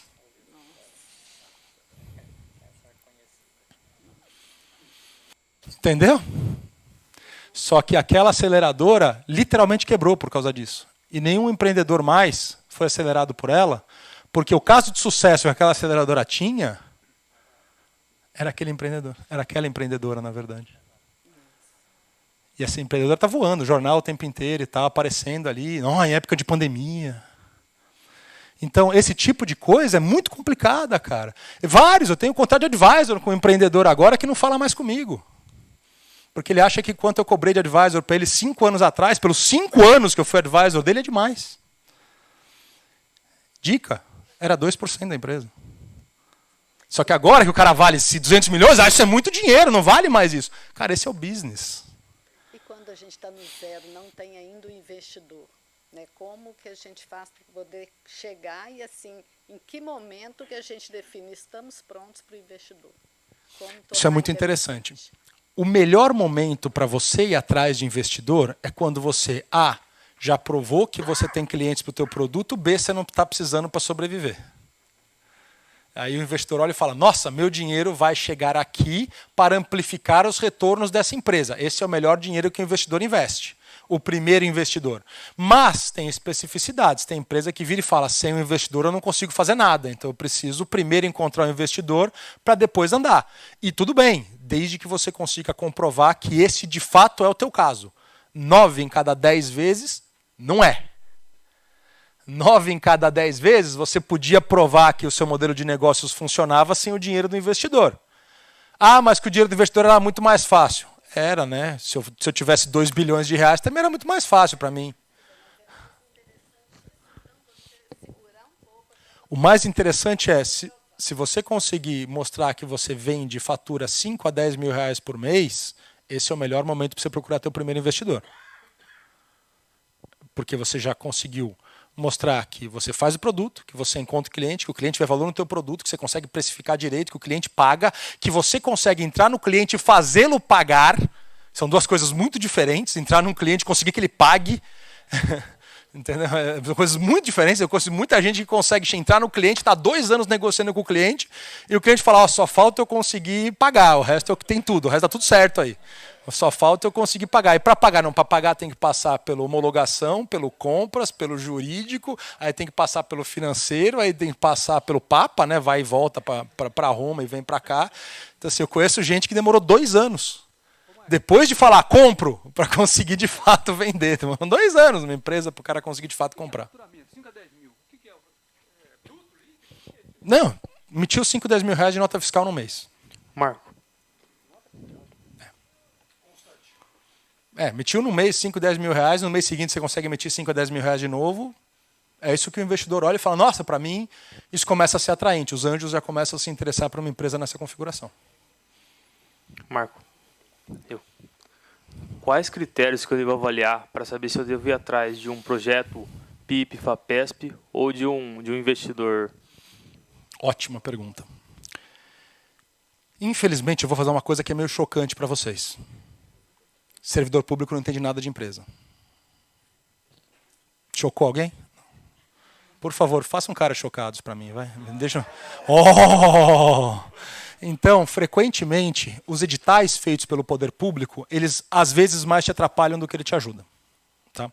Então, existem diversas situações em que faz sentido você entrar num programa como o PIP da FAPESP. Mas essas situações, elas não são regra, elas são situações de exceção. Sabe por quê? Porque o PIP não te deixa fazer o maior uso do teu dinheiro possível, que é marketing. É proibido. Você não pode fazer marketing com o PIP. E aí o que eu precisava fazer? Marketing. Agora tem o PIP 3, né?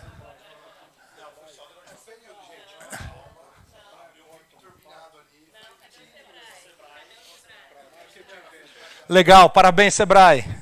Parabéns, eu falei isso tantas vezes que em algum momento alguém me ouviu. Então, eu não sabia desse PIP Sebrae, quero dar uma olhada. Posso? Pode falar.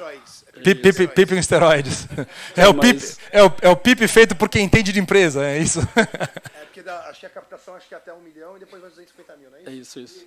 Mas, ele abriu uma janela aí no ano passado e acho que já fechou, né? Não, mas acho que vai continuar. Abre toda hora. Acho que vai continuar. Mas seguindo nessa pode linha, ser a solução de um problema que, por exemplo, tem em diversos veículos de fomento. Tá? Então, o problema dos veículos de fomento, só um instante, é que ele muitas vezes tem a visão do funcionário público do universo ideal de como o mercado deveria funcionar. Que é a mesma visão que está na regulação de mercado. Tá? Dica, não é assim que ele funciona. Então, frequentemente, quando você olha um programa de fomento, ele pode ser muito bom, mas você precisa entender se as travas que ele coloca não vão mais te atrasar do que te acelerar. Então, se você faz uma coisa que tem alto conteúdo científico, cara, não tem que pensar 2 vezes, vai atrás, porque ele foi feito para isso. Ah, não, eu tenho um negócio que é um desenvolvimento de um software que tem muito marketing e venda. Espera aí, provavelmente o negócio vai mais te atrasar do que vai te ajudar. Então, você precisa entender se o objetivo que foi feito para aquele fomento faz sentido para a sua empresa. Então, assim, se o fomento é da FAPESP, olha o que a FAPESP faz da vida, ela faz ciência. Então, certamente, o objetivo dela é a criação de ciência e novos produtos baseados em coisas científicas. Se você faz isso, meu amigo, vai para dentro que provavelmente é o programa certo para você. Ah, não, o que eu faço é um desenvolvimento de aplicativo. Pera, mas você desenvolve aplicativo, tem patente? Ah, não, aplicativo não dá patente, o Brasil não patenteia software. Então já começa a ficar mais complicado, porque não foi feito com a cabeça do cara que queria o objetivo dele. Então você precisa avaliar muito bem, pode fazer muito sentido, tá? Porque muitas vezes é dinheiro de graça. PIP FAPESP começou com uma exclusividade esquisita sobre as patentes que você ia gerar, que saiu fora recentemente, agora é um negócio autodeclarado, está muito mais fácil. Os primeiros PIP FAPESP, eu não sei quem escreveu aquilo, cara. Ele te obrigava a dividir a propriedade da patente com a FAPESP. Fazia isso, né? Alguém aqui já tentou licenciar uma patente do Estado? Dica, lembra da 866 que a gente falou agora há pouco? É ela. Lembra dela? É ela que você usa para licenciar uma patente do Estado. Então, a propriedade compartilhada da FAPESP com você matava teu produto. Inclusive, exigia que toda a venda para o Estado fosse sem custo. Então, assim, vírgulas, quem escreveu esse negócio? Então, você precisa avaliar para ver se aquele programa que você está entrando faz sentido para o teu objetivo. Tem muitas vezes que faz, tem muitas vezes que não faz. Tá?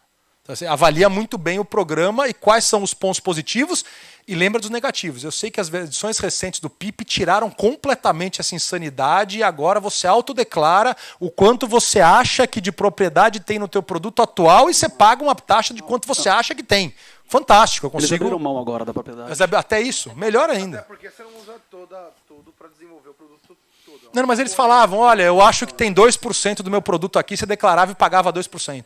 Então eu já começava a ficar razoável, mas assim, sempre começa com o Estado, com a visão do funcionário público. Sabe qual é a visão dele? Eu vou proteger o erário e mais nada. Esse é o meu mandato absoluto, é isso que os tribunais de conta me cobram e, pasmem, eu respondo na minha pessoa física por isso. Então, frequentemente, o que eles escrevem no papel não tem qualquer nexo com a causalidade do que eles querem que você faça. Você precisa avaliar se ele tem. E eles vão aprendendo e eles vão refinando ano a ano. Os melhores funcionários públicos que eu conheci, que faziam esse tipo de coisa, olhavam para mim e falavam, eu só não quero ser preso. Porque é isso que eles têm na cabeça deles o dia inteiro, que eles vão fazer alguma coisa que vai prendê-los. Eles vão fazer alguma coisa que vai ser interpretado errado por um juiz, que é um funcionário público que mora numa caverna, e aquele juiz vai tirar todos os bens dele. E é isso que esses caras vivem o dia inteiro. Então, frequentemente, você vê no papel alguma coisa que parece que faz o que devia fazer, mas não faz o que devia fazer porque o cara que colocou ali não podia fazer o que devia fazer, mesmo se ele soubesse o que era. Avalie com muito cuidado. Pode ser muito positivo, pode também ser um canto de sereia. Pode ser um canto de sereia. Então, avalia. Se fosse uma coisa de saúde, ciência, tem tudo a ver com fomento estatal. Olhe e veja se faz sentido. Ah, não, eu faço um negócio que é puro marketing, é uma utilização do modelo de negócio que dá certo no exterior no Brasil. Provavelmente não é um caminho adequado que você vai seguir. Tudo depende do que você faz. Seguindo, então, né, nessa base, algumas startups que são dessa base científica, vamos dizer que então o PIP ainda não vai ser suficiente, porque a gente, às vezes, tem uma trajetória um pouco maior de validação, clínica, legislação também.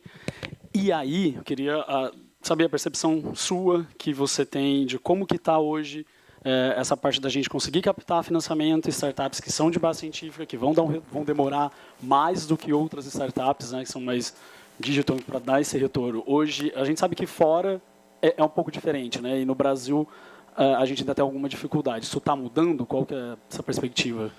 Fora nós temos biotechs e health techs que fazem isso com muita frequência e com muito sucesso. Mas fora a gente não tem Anvisa. Então, se você está sujeito a uma FDC, por exemplo, eu consigo fazer drogas que vão ser eternamente experimentais. E o cara vira para o investidor e fala, investidor, é assim, se essa droga for aprovada, ela vai para o main market, ela vai custar $100 a caixinha e eu vou vender para tantos milhões de pacientes que têm esse problema. Ele fala, vírgula, e se ela não for aprovada, eu vou vender por $500 mil a dose de forma experimental em hospitais e aí minha receita vai ser essa, baseado em vendas de $500 mil a dose, $1 milhão a dose. Tem desses remédios que são obrigados agora pelo SUS várias vezes a trazer para o Brasil. Esses remédios de $1 milhão a dose é um remédio que nunca conseguiu aprovação da FDC. Então ele nunca consegue ser vendido numa farmácia. Ele tem que ser feito junto com um médico, no hospital de pesquisa, dentro de um protocolo de pesquisa específico, por alguém que fala, eu não tenho mais nada a perder, eu vou tomar esse remédio, eu vou morrer. Isso não pode ser feito no Brasil.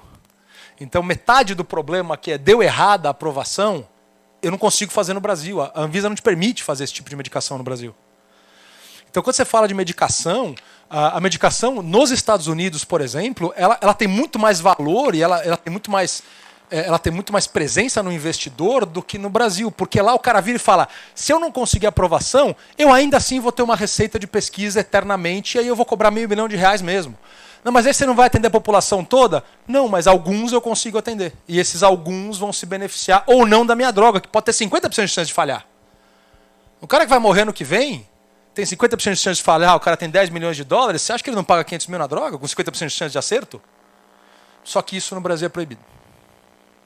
Então, tem muitas empresas, biotechs americanas, que elas abrem o capital sem ter o remédio aprovado. Eu invisto numa biotech. Um dos meus unicórnios é uma health tech, que não faz bio, ela faz uma aprovação FDC, mas ela faz outra coisa. Ela faz diagnóstico.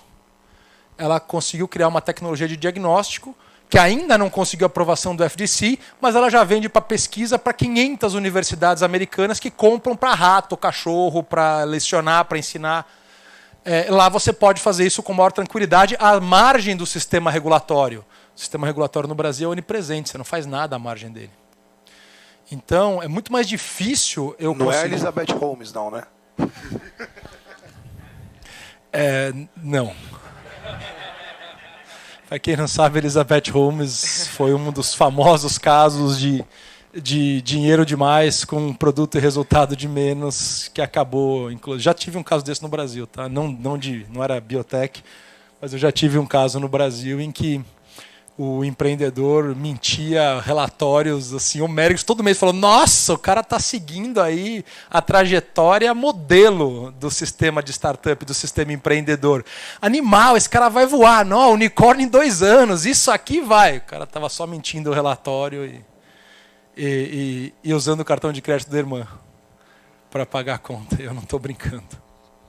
E aí a cereja do bolo é que ele conseguiu que 3 investidores entrassem no contrato social dele. E aí virou problema pessoal dos investidores resolver o buraco que ele tinha feito. Não, em 3, né? Não, ele dividiu em 3, né? Não em 4. Ô, Poli, a gente queria ficar mais umas 3 horas aqui. Até às 6, né? Acho que pelo menos. Mas acho que tem mais tempo aqui para uma pergunta. Tem 5 minutos agora aqui. Quem quiser fazer a última aí, a gente encerra. Vai lá, Thiago. Claro.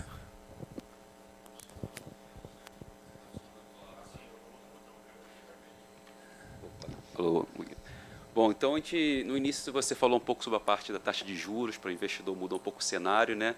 E aí vem aquela questão, o famoso FOMO, tanto da visão do investidor em relação a um projeto de startup, e agora a gente vê o FOMO das startups em si em relação à captação de recurso.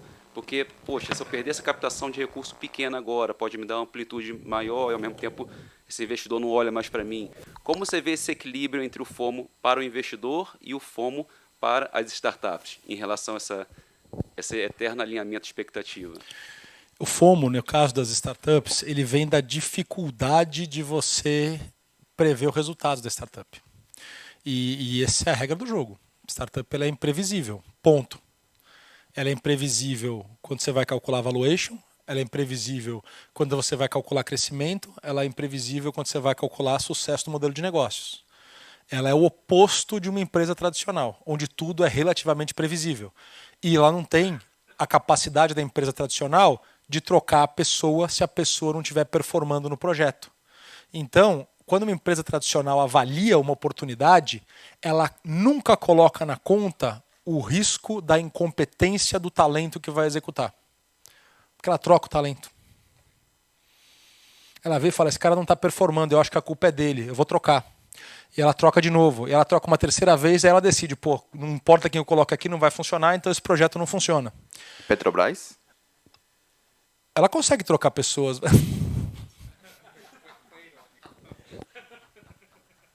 Eu não estava falando desse tipo de troca.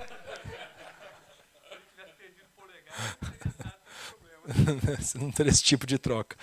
Mas o problema aí é que na startup você não tem a chance da troca. Então o risco de não performance na startup ele é sempre presente em todos os projetos que ela faz. E esse é o principal risco de qualquer startup, é o risco da equipe não conseguir entregar o resultado. Por quê?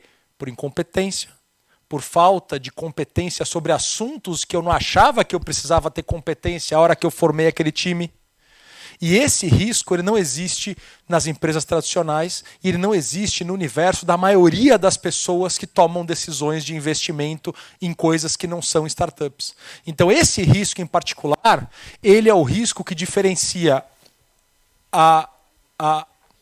o resultado, aí, a decisão por investimento em um projeto numa empresa da decisão de investimento num projeto de uma startup. E o gestor de empresa tradicional, ele não sabe colocar esse risco na equação. E esse é um risco que só sabe fazer quem entende muito do mercado de startup. Só sabe fazer quem é fundo de investimento, só sabe fazer quem é investidor anjo, só sabe fazer quem é empreendedor. Por isso que as decisões dos investidores anjo, dos empreendedores, elas geralmente são mais assertivas do que das outras pessoas. E mesmo assim, elas são minimamente assertivas.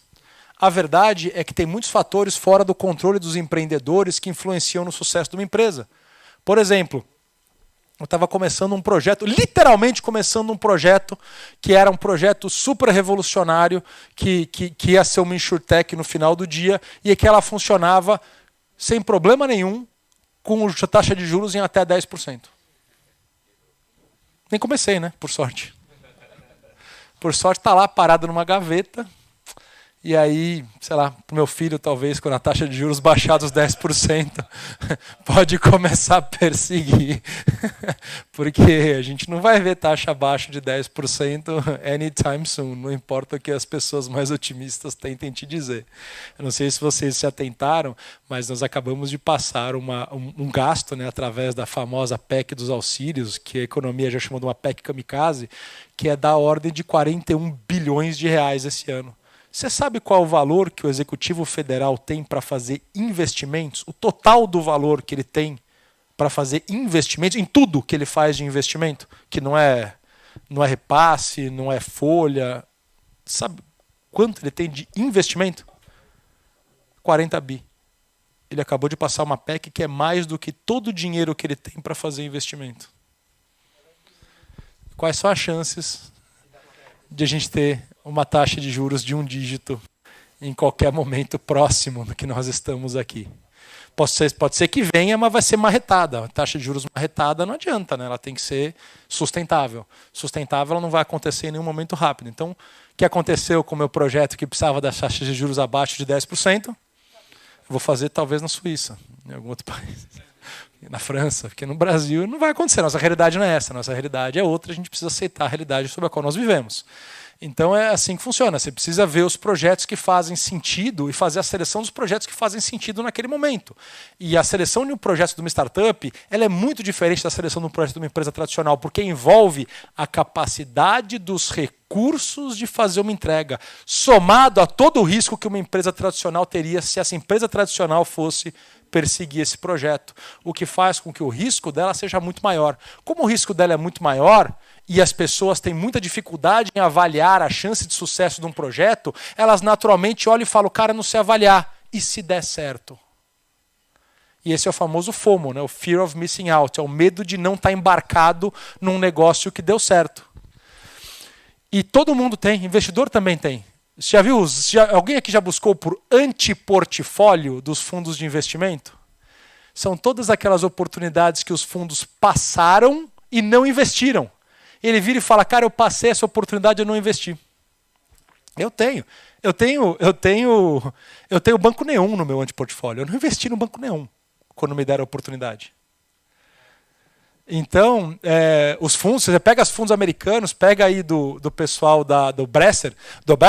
No Bessemer ele fala, cara, as empresas que você olha e fala, o cara ainda fala de forma jocosa. Fala, cara, nós perdemos essa empresa não uma, mas duas, mas 3 vezes.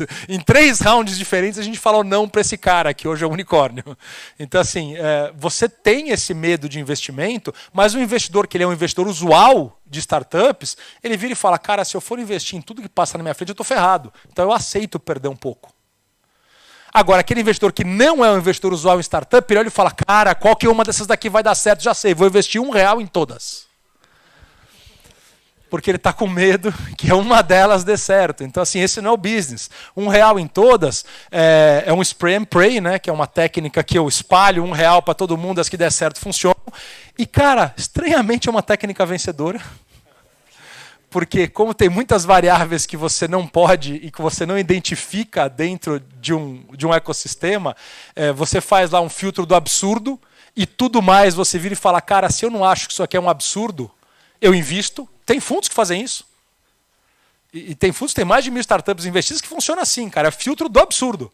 Cara, isso é um absurdo? Não, então manda bala, eu faço um chequinho aí, porque eu estou filtrando só o absurdo. Porque o absurdo eu sei que nunca vai dar certo. Isso aqui tem uma chance? Tem, vamos embora. Vamos embora que a gente vai ter uma chance. E tem aqueles fundos que viram e falam, não, cara, ó, eu prefiro que já passe pela seleção natural, eu já quero investir numa empresa que conseguiu sobreviver por seus próprios pés, no seu próprio mérito, até chegar a tal tamanho. A partir de tal tamanho, a chance dela quebrar é muito mais baixa, eu vou entrar nesse lugar aqui. Então, assim, tem várias estratégias. O cara que é um investidor habitual, ele não entra no FOMO. Assim, eu tenho meu antiportfólio, eu perdi Neon e estou bem com isso, tudo bem, perdi Neon, mas eu peguei Brex, por exemplo. Eu conheço muitos dos meus amigos que perderam Neon e perderam Brex. Eu perdi Neon, mas eu peguei Brex e eu peguei Peer, que é a minha investida. Quem aqui tem seguro da Peer, levanta a mão. Quem aqui sabe quem é a Peer, levanta a mão. O primeiro InsurTech é virar seguradora do Brasil. Eu peguei Peer, por exemplo, eu ofereci para todos os meus amigos, eles olham e falam, não, a gente não quer. E paga em 3 horas, né? Se você sofrer um sinistro. Eles estão voando no mercado de microseguros. Estão voando. E eu não peguei nenhum, mas eu peguei Peer, por exemplo. E todos os meus amigos não pegaram nenhum e não pegaram Peer. E eu fico lá zoando eles todo dia.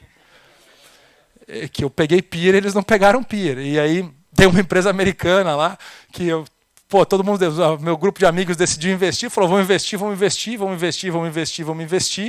E eu não acompanhei, né? Tinha outra coisa para fazer, não sei quem está liderando, vamos embora. Agora que o cara falar, manda o dinheiro e assina o contrato, eu mando o dinheiro e assino o contrato. E os caras correndo, e em algum momento a gente começou todo mundo falando que investiu um valor, eu vou falar até o valor, era $50 mil na época. Todo mundo vai investir esse valor, todo mundo investe esse valor, vai investir, tá. Eu parei de acompanhar. E aí, em algum momento, todos eles decidiram que eles iam investir $40 mil. E eu não prestei atenção que todo mundo tinha mudado para $40 mil, e quando eu fui fazer o cheque, eu fiz um cheque para... Me deu um unicórnio, esses $10 mil a mais, pagaram por todos os investimentos que eu fiz errados no Brasil até então. E assim é o negócio das startups. Ele não é grandemente previsível. Cada vez que eu encontro esses amigos, eles me lembram dos $10 mil que eu mandei errado. E que só esses $10 mil hoje pagaram todos os investimentos que deram errado que eu tive na carteira até hoje. Então, assim, é um negócio que tem uma previsibilidade baixa. Os melhores, os caras que melhor avaliam empresas, eles ainda assim têm uma taxa de erro de 60%, 70%. Porque é um negócio de baixa previsibilidade. O risco faz parte do business. Então, o fear of missing out é só para aqueles caras que estão fora e que eles não entenderam que isso faz parte, porque você erra um e pega outro. E às vezes você faz até graça com os teus erros, como é o caso dos antiportfólios que estão todos publicados aí. Todo mundo tem. Quem fala que não tem, está mentindo. E faz parte do jogo e acabou. Entendeu? Então, o fear of missing out, ele é um cara que pode ser até atraente quando você está buscando investimento de quem não é investidor habitual. Ele não tem qualquer efeito sobre um investidor habitual, porque ele sabe que ele vai perder alguns e ele vai acertar outros, e essa é a regra do jogo. O que importa é que ele acerte 1, 2 ou 3 que paguem por todos os 20 que ele errou, porque essa é a regra do jogo. E o que importa também é não deixar que esses 1 ou 2 ou 3 que deram certos fujam do teu portfólio, que frequentemente eles querem fazer ou querem fazer por você. Por exemplo, eu acabei de receber uma tentativa de fazer recap, que é mudar a participação do investimento quando o investimento teve problemas na pandemia, só que tudo bem, você vai lá e fala, tá bom, eu vou reduzir minha participação em 50% nesse investimento, não tem problema, a regra do jogo, ele continua, vai fazer o próximo round, vai conseguir seguir. Só que aí ele quer que eu abra mão de 76%, enquanto o outro investidor abre mão de 26%. Quais são as chances do Marco Polo assinar esse papel? Os caras estão lá tentando me punir, me xingando em público, falando que eu sou um mau investidor. Porque o investidor também tem que proteger seu investimento. E proteger seu investimento faz parte de ser xingado por alguém que está tentando passar a perna em você, então, infelizmente, eu vou ser xingado por alguém que está tentando passar a perna em mim. E desde que as pessoas entendam que faz parte do jogo o investidor anjo proteger o seu também, porque senão, se eu deixar ele passar a perna nesse, 2, 3 ou 4 investimentos que eu não posso fazer porque me passaram a perna nesse aqui. E, infelizmente, acontece com muita frequência, tá? Extremamente comum. É um fundo de investimento que virou e falou, legal, mas eu quero que a pandemia não tenha acontecido para mim e tenha acontecido 2 vezes para ele. Isso não pode acontecer. Mas todo mundo te pede, vai que cai, né? Vai que você assina o papel, né? E aí, claro, a culpa é sua, você que é o intransigente, você que não está aí para ajudar a empresa. Falou, cara, eu não estou aí para ajudar a empresa? Você tem que saber quais são os limites do investidor. Ele também tem que bater o pé em algumas coisas. Se você entende como funciona o business dele, ele entende como funciona o teu business, todo mundo junto. Não é isso? Acho que mais umas 3 horas aqui, né? Pra gente esgotar aí. Acho que não esgota o Poli. Poli, obrigado. Eu que agradeço, gente. Muito obrigado. Fico sempre à disposição para quem quiser conversar. Se precisarem conversar ou quiserem, peçam o meu contato para o pessoal do Sebrae, que eles sempre passam. Eu tenho programas de mentorias abertas em que eu faço pequenas mentorias com todos os que são interessados para realmente fazer give back e ajudar o ecossistema. Fico sempre disponível e mais uma vez agradeço por terem me convidado aqui. Obrigado, pessoal.